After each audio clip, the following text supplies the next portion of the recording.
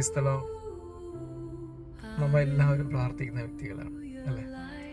മുടങ്ങാണ്ട് ഞായറാഴ്ചകളിൽ പള്ളികളിൽ പോകും, വീട്ടിൽ കുടുംബ പ്രാർത്ഥന, കുംഭസ്ഥലത്ത് എല്ലാം നമ്മൾ ചെയ്യുന്നുണ്ട്. ഇതെല്ലാം ആവശ്യമാണ്. ഇത് ഏറ്റവും വലിയ ഘടകമാണ് നമ്മുടെ ജീവിതത്തിൽ, ഒഴിച്ചുവിടാൻ പറ്റാത്തത്. ഇത് പുറമേ എല്ലാവർക്കും കാണാൻ പറ്റും നമ്മൾ ചെയ്യുന്ന കാര്യമാണ്. പക്ഷെ നമ്മുടെ ആത്മാവിൻ്റെ ഉള്ളിലുള്ള ആ വിശുദ്ധിയുടെ മേഖലയിൽ നമ്മൾ എങ്ങനെയാണെന്ന് നമുക്ക് മാത്രം അറിയാൻ പറ്റത്തുള്ളൂ. അതുകൊണ്ട് ഏറ്റവും കൂടുതൽ നമ്മൾ സപ്പോർട്ട് ചെയ്യേണ്ടത്, ഞാൻ ഇതെല്ലാം ചെയ്യുമ്പോൾ, പള്ളിയിൽ പോകുമ്പോൾ, പ്രാർത്ഥിക്കുമ്പോൾ, ഇതിനൊക്കെ അപ്പുറം ഉള്ള സംഭവങ്ങൾ ആത്മീയതല.